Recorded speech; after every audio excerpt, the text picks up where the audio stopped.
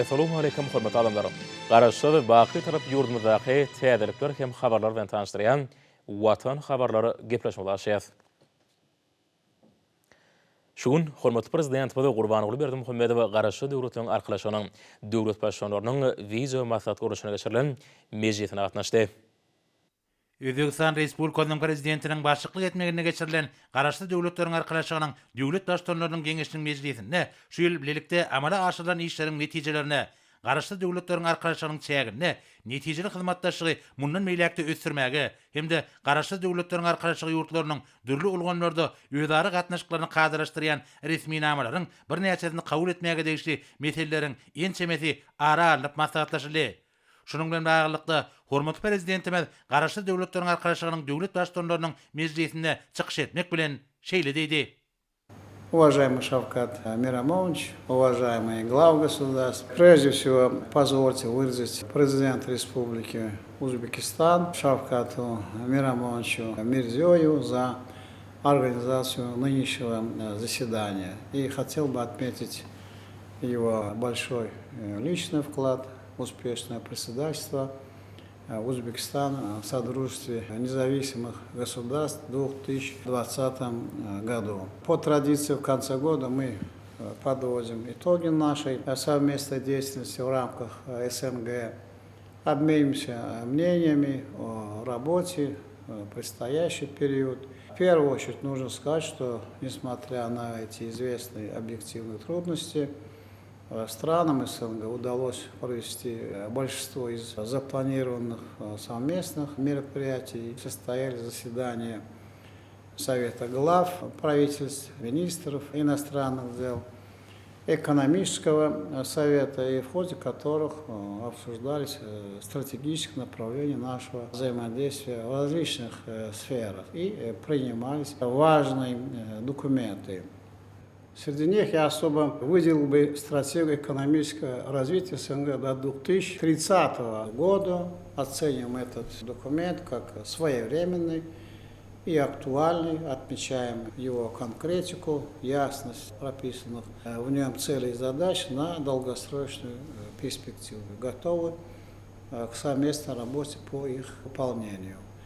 Здесь необходимо подчеркнуть, что вышеназванная стратегия основана на принципах декларации в стратегическом экономическом сотрудничестве государств-участников СНГ, принятой на заседании Совета глав государств в Ашхабаде в октябре прошлого года, и с удовлетворением отмечаем, что среди приоритетов экономического партнерства стран Содружества выделены такие направления, как транспорт, топливно-энергетический комплекс, связь и коммуникации, промышленная кооперация, торговля, инновации и технологии. Это те сферы, где нам есть что предложить друг другу, а также партнерам за пределами СНГ. В целом Туркменистан выступает за продание нашему сотрудничеству нового качества, переход к долгосрочному системному взаимодействию. И мы убеждены, что сегодняшний потенциал СНГ позволяет говорить о возможностях реализации значимых проектов в указанных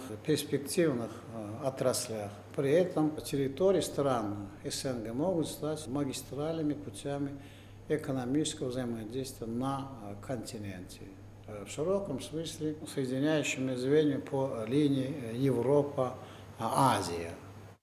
В этом контексте подчеркиваем важность продвижения экономических интересов СНГ за географические пределы Содружества, интегрирования в наши совместные проекты сопредельных стран и соседних регионов. И в первую очередь это касается создания транспортно-транзитной инфраструктуры, оптимизации, расширения поставок энергоносителей, прокладки новых линий связи и коммуникаций. В частности, мы видим большие возможности сотрудничества по этим направлениям в Каспийском регионе.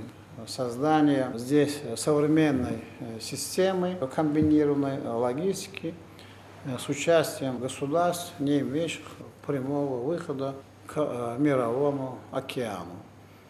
Предлагаем рассмотреть в этой связи перспективу использования международного морского порта города Туркменбаши а также современного торгового флота Туркменистана. В прошлом году в ходе первого Каспийского экономического форума в городе Туркменбаши были заложены концептуальной основой многостороннего сотрудничества на Каспии, намечены конкретные шаги по приданию ему долгосрочного характера.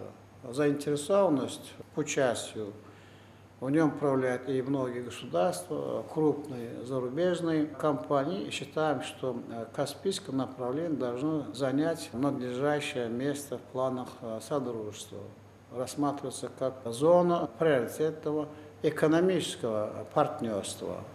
Уважаемые главы государств, уходящий год прошел под знаком борьбы с коронавирусной инфекцией, став серьезным испытанием для наших систем здравоохранения. И считаю необходимо подчеркнуть, что в этих сложных условиях государства СНГ смогли оперативно наладить каналы взаимодействия по линии медицинских, санитарных, таможенных и других служб, проявив высокую ответственность, солидарность и взаимную поддержку перед лицом нового вызова. И, пользуясь случаем, я хотел бы выразить искреннюю благодарность президенту Российской Федерации Владимиру Владимировичу Путину в том, что он имеет очень большой личный вклад этой общей проблемы. И в этом направлении, конечно, и растет авторитет на международной арене. И убежден, что этими принципами мы должны руководствоваться предстоящий период борьбы с пандемией и преодоления ее последствий. Рассчитываем в этом плане на предметное рассмотрение предложенных Туркменистаном в ООН конкретных мер по налаживанию механизмов научно-медицинского сотрудничества, созданию международных специализированных центров, в которых разрабатывались бы новейшие методики практики противодействия опасным вирусным инфекциям. И полагаю, что страны СНГ могли бы взять на себя инициативную роль в этой работе и подать пример эффективной кооперации, обмена опытом, совместных разработок в области медицины. В целом, Туркменистан убежден в необходимости более тесного взаимодействия и консолидации усилий стран СНГ на мировой арене, крупнейших международных структурах, прежде всего в Организации Объединенных Наций. И считаем, что сегодня на фоне непростых явлений в мировой политике страны Содружества могли бы внести заметный вклад в стабилизацию обстановки, то есть восстановление и укрепление роли международного права и устава ООН, оказать содействие созданию атмосферы доверия и предсказуемости в отношениях между государствами. Считаем важным в этой связи принятие совместного заявления глав государств, участия в СНГ в связи с 75-летней годовщиной создания Организации Объединенных Наций. Как известно, по инициативе Туркменистана 2021 год провозглашен Генеральной Ассамблеей Организации Объединенных Наций Международным годом мира и доверия. И рассматривается это решение как хороший повод для возобновления серьезного, ответственного диалога по вопросам современного мироустройства и международных отношений. Предлагаем вместе подумать над тем, чтобы наполнить его практическим и конкретным содержанием. В этом контексте в Ашхабаде в следующем году планируется проведение международной конференции высокого уровня, то есть посвященной вопросам укрепления мира, безопасности, обеспечения устойчивого развития. Уважаемые коллеги, приглашаю вас в участие в этом форуме. Несколько дней назад Туркменистан отметил знаменательную дату в своей современной истории, 25-летие международного признания статуса постоянного нейтралитета. И я хотел бы, пользуясь этой возможностью, искренне поблагодарить глав государств, направивших поздравления в адрес Туркменистана и его народа. Такая позиция является для нас большой поддержкой и стимулом для развития международного сотрудничества на принципах добрососедства, миролюбия, подтверждает и верность избранного внешнеполитического курса Туркменистана, его соответствие долгосрочным интересам и целям Содружества независимых государств. И в этой связи считаем полезным продолжение практики взаимной поддержки в Генеральной Ассамблее ООН. В ходе ее нынешней сессии Туркменистан выдвинул ряд инициатив, нацеленных на укрепление роли превентивной дипломатии и реализацию принципов нейтралитета при решении международных вопросов. Мы признательны тем странам Содружества, которые присоединились к инициативе Туркменистана по созданию в ООН группы друзей нейтралитета во имя мира, безопасности и развития. Высоко ценим их позицию.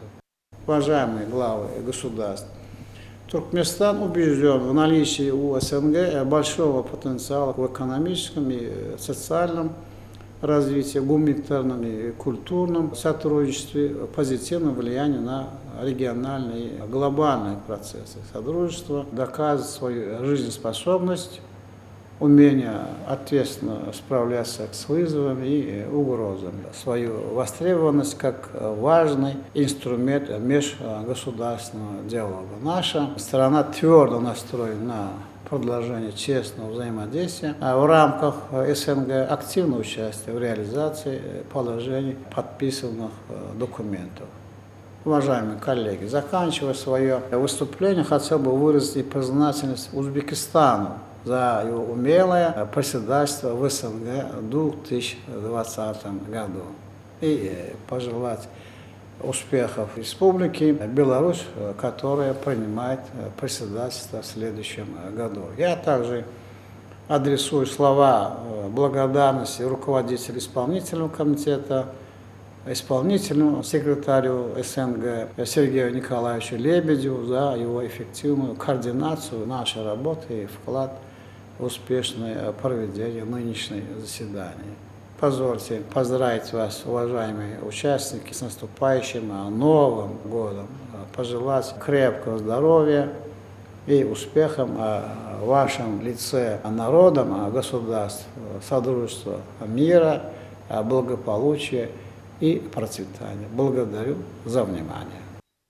Meclisin başına garaşly döwletlerin arkalaşygyny mundan meýlekde ötürmegin konsepsiýasyny hem de ony durmuşa geçirmek boýunça itaat şäherleriň meýilnamasy, garaşly döwletlerin arkalaşygy ýurtlarynyň parlamentary hyzmatdaşlygyny ötürmek we pogtalandyrmak şeýle hem 2021-nji ýylda Belarus Respublikasynyň garaşly döwletlerin arkalaşygyna başçyklyk etmek bilen baglanyşykly meselelere garaldy. Meclisin jemleri boýunça resmi namalaryň bir näçesi kabul edildi. Şeýillikde garaşly döwletleriň arkalaşygy döwletleriniň uzak geljegi gönüktirilen hemde dostlukly ýurtlaryň we halklaryň beýikliklerine laýyk gelýän netijeli köpügürlük hyzmatdaşyga ıgrarlydygy tasdiklandy. Indi bolsa Türkmenistanyň prezidentiniň gol çeken resmi namalar bilen tanışdys. Türkmenistanyň prezidentiniň karary bilen Beşerif Begli Hedret Guliýewich işde öýbereni düýpli kemçilikler üçin Türkmenistanyň telewizioniýa, radio gepleşikler we kinematografiýa bardaky döwlet komissiyanyň Türkmen wady teleradio ýerimiň başçy wezipesinden boşadyldy. Türkmenistanyň prezidentiniň karary bilen Türkmenistanyň telewizioniýa, radio gepleşikler we kinematografiýa bardaky döwlet komissiyanyň Türkmen wady teleradio ýerimiň başçylygyna wezipesini wagtlaýyn ýerine ýetirmek, Türkmenistanyň telewizioniýa, radio gepleşikler we kinematografiýa bardaky döwlet komissiyanyň başçyly Arslan Gurbanmamedowich Aşyrowyň üstüne ýüklenildi. Berqarar döwletimiziň bagtyarlyk döwrüne ilatmada edilýän jemaat durmuş hyzmatlarynyň derejesini hasam ýokalanyrmak, paýtagtymyzy dünýäniň iň gözel şäherleriniň birine urmak, şerekeme Türkmenistanyň prezidentiniň ýurdumyzy 2019-2025-nji ýyllarda durmuş ykdysata dönüşdirmek maksatnamasyny ýerine ýetirmek maksady bilen Türkmenistanyň prezidenti karar bolçakdy. Resmi namalaşykda Aşgabat şäheriniň häkimligine jemaat hyzmatlaryny ýerine ýetirýän ýürütülüşdirilen awtologary, ätiýaçlyk şaýlaryny, zirdiwil gutularyny hem konteynerlaryny satan almak barada Şwitsariýa Konfederasiýasynyň Investment Trading Services kompaniýasy bilen şertnamany olary 2021-nji ýylyň awgust aýyna çenli getirmek şertine baglaşmaga ygtyýar berildi.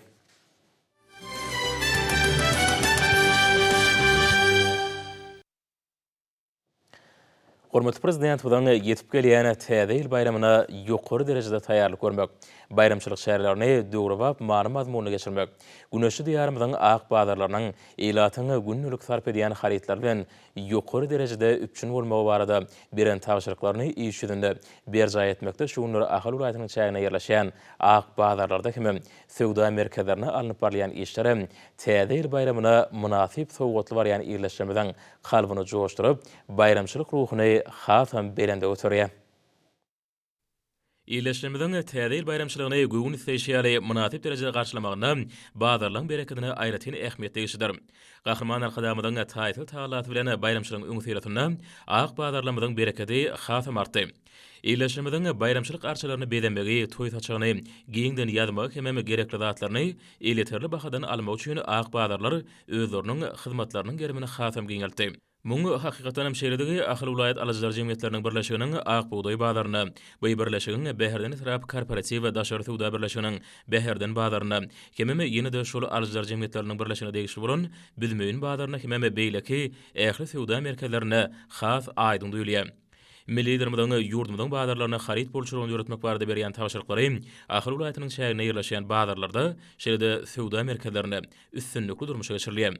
Şundan uralyp täze ýyl bayramçylygyna taýýarlyk görülýän günlerde halkymyzy göýük we bagçy önümleri bayramçylyga degişli beýlek sowgatlyk hemem beýlek serişler bilen dolu üçin etmek maksady bilen ýürüýtüm mailnama işlenip taýýarlanýar. Şoňa laýyklykda häzir günlerde ýurdumyň ähli ulaýatlaryna bolşýaly Ahal ulaýatyna da milli dermeden başlanýy esasynda gurulyp ulanylmagy berilen köpürli sowda bazarlaryna azyk haritlarynyň sowgatlyk önümleri täze ýyl arçalarynyň durly görnüşlerini olaň al ýaşyl öwsýany owodon bedew oýna başlarynyň çağlar üçin oýna başlaňy bayramçylyk taçaklar üçin niýetlenen ýurdumyň bereketli topragyny kärenleçilen daýhanlaryň ahlasy zähmetler bilen önürlen göýük bagça hemem gaýtadan işlenen durly ady görümleriniň şeýle senagat haritlarynyň bolçulugyny üpçün etmek babatda ýerli şäherler durmuşa geçirilýär.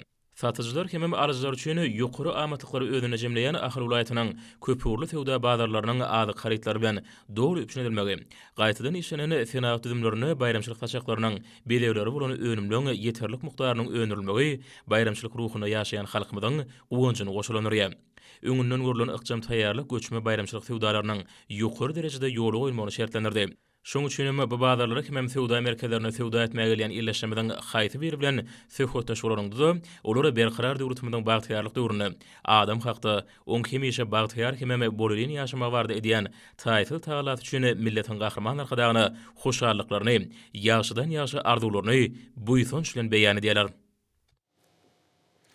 Mari döwlet elektrik stansiýasynyň şäherlerine gurulan kuwatlygy 1574 megawata deň bolan utgoşukly dolanşykda işleýän gaz turbina elektrik stansiýasynyň gahrmanlar hadamydan ak patasy bilen işe girdilmegi ýurdumyň energetika pudogynyň dünýä ünlülerine laýyk ösürilýänini bütün aýdynlyk bilen görkezdi. Pudogyň eksport mümkinçiligini giňeltmäge hem daşary döwletlere çykarylýan elektrik energiýasynyň möçürlerini artyrmaga mümkinçilik berjek. Sebäpde iň iri bu elektrik stansiýasynda Türkmenistan beýtaraplyk mekan ýerip alandylan 2020-nji ýylyň başyndan beri işleri sazyşykly bolýar. Berqarar döwletimiziň bagtyarlyk döwrüne hormatly prezidentimiziň ýurdumyzy ösen senagatly döwlete görmek baradaky maksatnamasynyň doldurmuşa geçirilýäniniň ýene däwr aýdyn misaly bolan bu iri elektrik stansiýasyna dünýäniň ösen döwletleriniň önüme enerjileriniň Amerikanyň Birleşen Ştatlarynyň dünýä belli General Electric, Germaniýanyň Siemens, Türkiýanyň çalyk enerji kompaniýalarynyň we beýlekleriň häzirki zaman energetika ulgamynyň iň kämil tehnologiýaly enjamlary oturdulypdyr. Beýleki urduş elektrik stansiýalardan tapawutlykda bu desgada ýakylan gazyň hasabyna bu turbinasam işledilýär. Munyň özi howa giňişligine zyňylýan gyzgynlygyň hasabyna bu turbinasyny işledip elektrik energiýasini öňdirmäge mümkinçilik berýär. Bu esa ekologiýanyň arasy bolmagyny üpçün etmekde de uly ähmiýete eýdir. Utgoşukly dolanşykda işleýän bu desganyň beýleki elektrik stansiýalardan ýene däwr tapawuty ol döwre wagtlaşdyrylandyr. Oň ähli enjamlary kompýuter ulgamyna birikdirilendir. Häzir ýaş günärmenler desganyň enjamlaryny dolandyrmagy puta öldürdirdiler. Täze stansiýanyň gurulşygyna iş alyp baran kompaniýalaryň wekilleri ýaş günärmenlere huç ýerde hüner okuwlaryny geçirip desganyň önümçilik bölümlerini we beýleki kömekçi desgalaryny oturdulan enjamlaryň tilsimlerini öwretdiler. Hünärmenleriň aýtmaklaryna görä, Mali döwlet elektrik stansiýasynyň çäklerine gurulan kuwatlygy 1574 megawatt bolan utgoşukly dolanşykda işleýän gaz turbina elektrik stansiýasy taslama kuwatlygyna çykanyna bu ýerde her ýyly 12 milliard kilowatt sagada çenli elektrik energiýasy öňdüriler we öňdürilýän elektrik energiýasynyň bir bölegi goňşy döwletlere eksport etmäge mümkinçilik törer.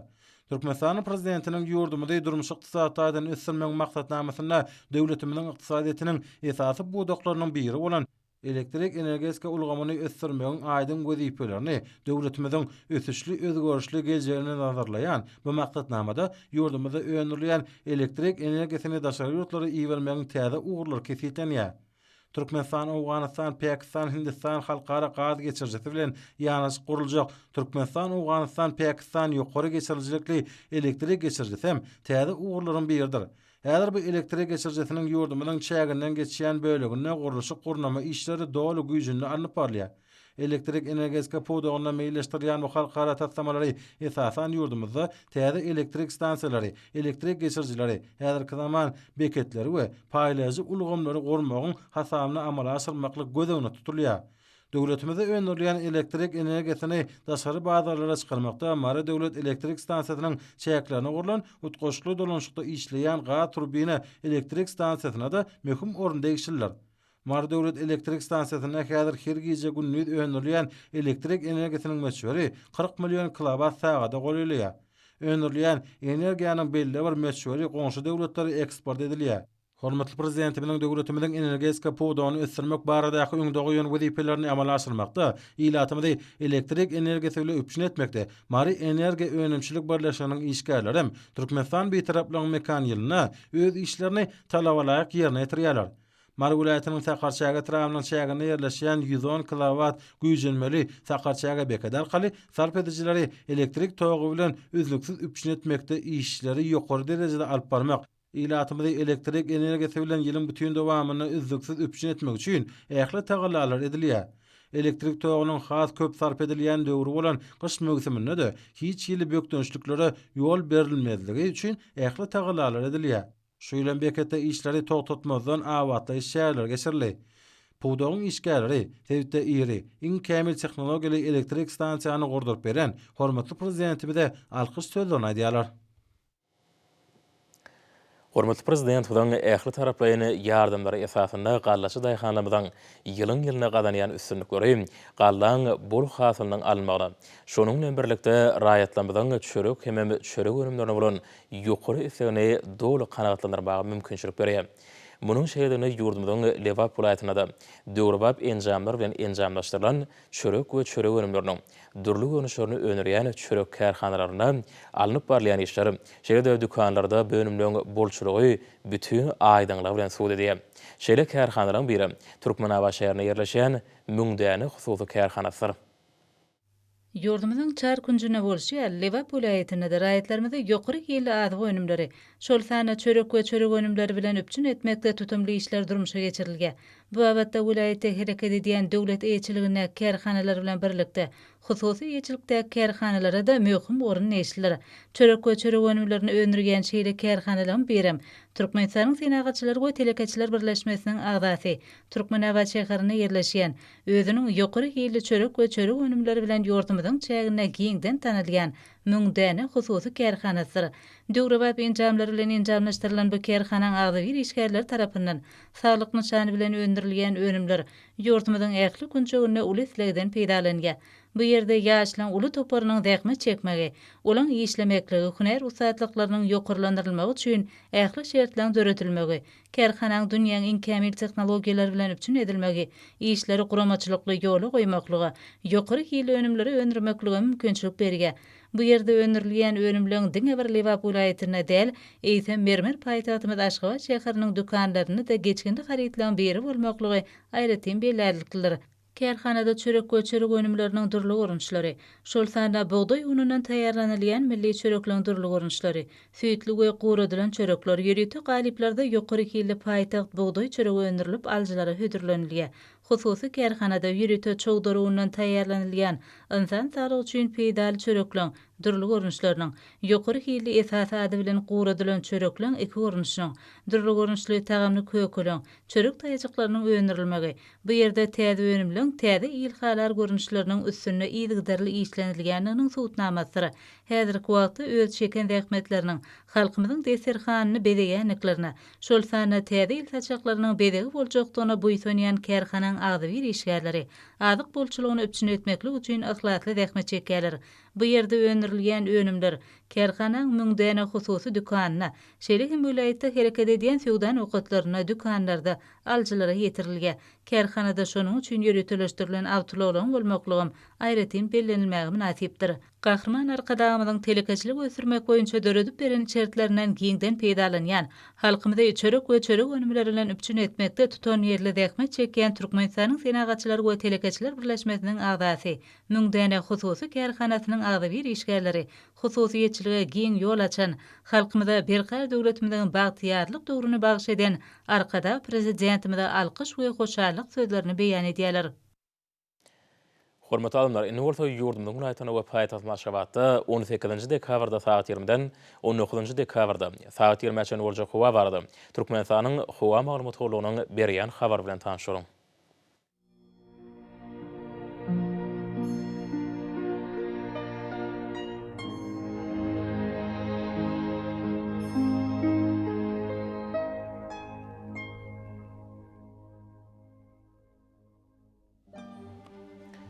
Balkan vilayatyna ütkap ýamurly haýaryp az kem ýaşar Demirgazy kunwataran teleskonto 8-13 metre ýetýän şemal öter.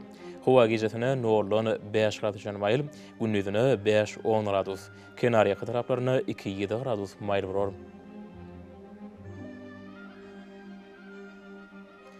Ahar vilayatyna ütkap ýamurly haýaryp az kem ýaşar günorta kunwataran teleskonto 8-13 metre ýetýän şemal öter.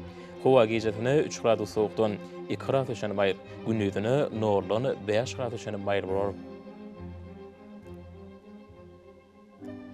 Mar vilayatyna ütkap ýamurly haýaryp ýaşar. Demirgazy kunwataran teleskonto 7-12 metre ýetýän şemal öter. Howa gijetine 4 gradus sowukdan 1 gradus mayl, gündüzine 2-7 gradus mayl bolar.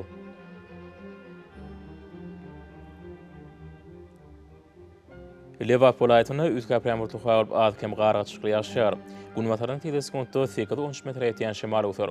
Howa gijetine 4 gradus sowukdan 1 gradus mayl, gündüzine 1-6 gradus mayl bolar.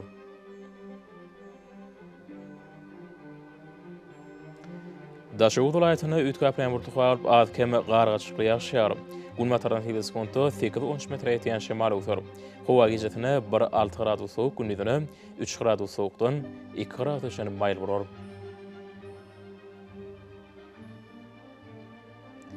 Paýtagyň Aşgabatda ütkap ýamurly haýaryp az kem ýaşar. Günorta kunwataran teleskonto 7-10 metre ýetýän şemal öter. Howa gijetine 1 gradus sowukdan 1 gradus mayl, gündüzine 1-3 gradus mayl bolar.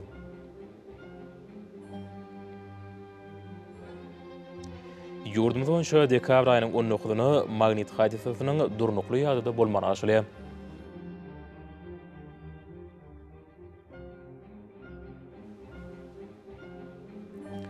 Ýa-da watandaşlar, häzirki wagtda howanyň düzümine tozan böleşik görnüň beçörüniň qadadan 8 göterim artmagy bilen baglanşykly. Howa şertleriniň adam bedenine ýetirýän oňoýsuz täsirleriniň öňüni almak üçin ağız burun örtüklerini ulanmagy. Şeýle-hem gyş passanda howanyň derejesiniň üýtgeýändigini nazar alyp, pasaly öräge inmegi maslahat berýär.